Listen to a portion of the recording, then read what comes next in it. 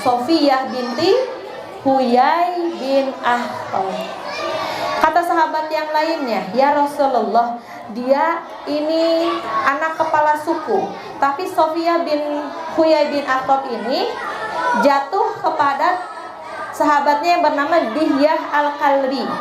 Siapa? Dihyah al-Kalbi. Ini teh Bu, sahabat Rasulullah nu kaset pisan. Sampai beberapa kali malaikat Jibril ini untuk mengirimkan wahyu kepada Rasulullah, dia itu malaikat Jibril ini menyerupai Dihyah al-Kalbi. Karena malaikat ini tidak suka Ibu kalau datang dalam rupa yang tidak good looking. Betul tidak? Malaikat kalau mau mendatangi itu pasti memakai pakaian terbaik, rupa yang terbaik. Beda dengan syaitan. Kan kalau syaitan menyerupai siapa? Tara pernah aya nu geulis. Pasti si gari riwa kan ya. Nenek sihir mah, nenek gayung, kakek cangkul, ada enggak? Tentunya kuntilanak misalnya teh. Ada enggak yang fashionable? Tidaknya, lusuh, tanehan. Karena syaitan ini tidak bisa menyerupai yang baik-baik dan tidak bisa menyerupai Rasulullah, Nabi, para anbiya itu tidak bisa. Maka malaikat datangnya menyerupainya yang good looking. Ingat di Quran surat Maryam, kata Maryam kumaha pas ketemu dengan malaikat? Aku berlindung kepada Allah yang Maha Rahman. A'udzubillahi minarrahman. Saking ku kasih. Terus siapa lagi kisah di Al-Quran? Malaikat mendatangi Nabi Lut, kaum Nabi Lut ya. Udah mampir ke Nabi Ibrahim, terus ke Nabi Lut. Terus kumaha kata orang-orang yang di sananya? Saha itu menikah sep, dasar orang homonya. Nah gitu, karena malaikat ini sukanya menyerupai hal-hal yang baik dan menyerupainya Dihyah al-Kalbi. Kata Dihyah al-Kalbi, kata Rasulullah, wahai Dihyah, budak yang ini, ya yang ini, Sofiyah ini, boleh tidak kalau ditukar saja? Kata Dihyah, tidak ya Rasulullah, silahkan ini milikmu. Masya Allah ya, udah makasih soleh nih, mau berkorban demi Rasulullah. Kenapa coba Sofiyah diberikan? Karena Sofiyah ini anak kepala suku, namanya siapa tadi? Huyai bin Akhtab. Siapa Huyai? Masih ingat kejadian di Bani Nadir yang Rasulullah mau dibunuh, ditinggang ku batu, dan Huyai ini dipenggal? Nah ini bapaknya. Terus ditanya, Sofiyah, kenapa kamu Rasulullah menawarkan, Sofiyah mau masuk Islam, mau ku bebaskan, atau mau masuk Islam asal menjadi istriku? Kata Rasulullah. Kata Sofiyah, tidak usah ya Rasulullah, saya sudah beriman bahkan sebelum engkau hadir. Sofiyah ini ternyata sudah percaya bahwa Nabi Muhammad ini adalah Rasul. Di antaranya adalah karena mimpi. Jadi Rasulullah pernah bermimpi juga.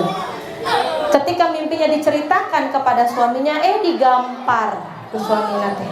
Karena tahu mimpi, arti mimpi tersebut apa. Mimpi bulan jatuh ke pangkuannya. Kemudian kata Sofiyah, kenapa engkau bisa begitu yakin dengan Islam? Kata Rasul. Kata Sofiyah, wahai Rasulullah, dulu ayahku dan pamanku ini sangat menyukaiku. Jadi kalau aku datang waktu kecil, mereka suka lupa dengan meninggalkan semua aktivitasnya dan mendatangiku. Tapi ketika Rasulullah datang pertama kali di Kuba, Huyai bin Akhtab ini diam-diam mengikuti Rasulullah, ingin tahu ciri-ciri Nabi terakhir. Kata pamannya, gimana cenah bro, Nabi teh bener itu ciri-cirinya sama persis yang ada di Taurat. Bagaimana tuh kita ini? Demi Allah, selamanya aku akan memeranginya sampai akhir. Jadi Huyai bin Akhtab dan pamannya Sofiyah ini sudah tahu bahwa Nabi Muhammad ini adalah seorang nabi. Plot twist sekali kan ya. Tapi kenapa mereka tidak mau beriman?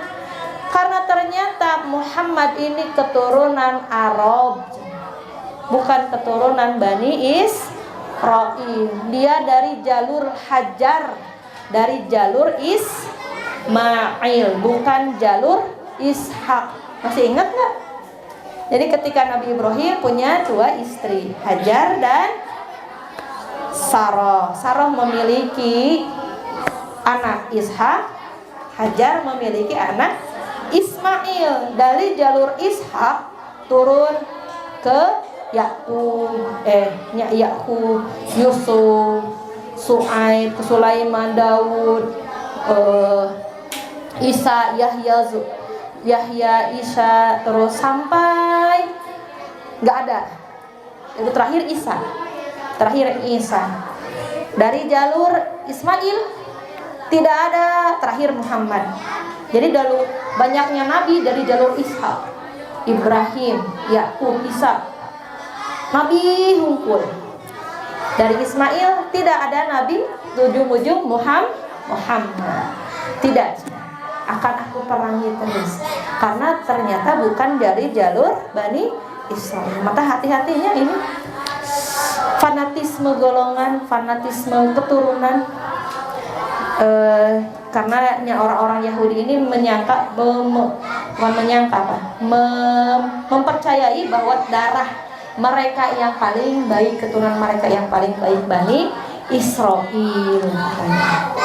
Jadi sebab itulah Sofiyah sudah beriman bahwa saya sudah tahu bahkan sebelum engkau datang ke Madinah ya Rasulullah. Jadi kejadiannya di Kuba, Sofiyah sudah tahu dari percakapan Huyai bin Akhtab dan pamannya bahwa Rasulullah adalah benar nabi terakhir. Gitu. Menikahlah akhirnya Sofiyah dengan Rasulullah Shallallahu Alaihi Wasallam. Dan Sofiyah ini, wah cantiknya pasti kalau anak kepala suku ya. Ini tapi bukan kisah tentang pernikahannya ya, bukan kisah tentang istri-istri Rasul, nggak menceritakan itu, nanti beda lagi babnya. Pokoknya Aisyah ini sangat cemburu kepada Sofiyah dan istri-istrinya ini suka saling ejek. Hei anak Yahudi, anak Yahudi, anak Yahudi. Terus kata Rasulullah ketika Sofiyah mengadu, ya Rasulullah, nangis gitunya. Mereka tuh suka ngebully sama istri-istrinya yang lain, suka mengatakan bahwa aku adalah anak Yahudi. Terus ku Rasulullah kieu, nu mana coba ka dieu. Gitu enggak? Akhirnya bertengkar enggak? Kata Rasulullah, gini nanti. Kalau mereka berkata seperti itu lagi, coba katakan ini. Bagaimana jika ya aku memang anak orang Yahudi, tapi suamiku nabi, pamanku nabi, dan kakekku nabi. Mau apa lo? Mau apa lo? Gitu kan ya, semuanya sekakmat langsung ketika diajarkan oleh Rasulullah seperti itu. Dan ini suami idaman sekali ya. Jadi diajarkan membela diri dengan logis.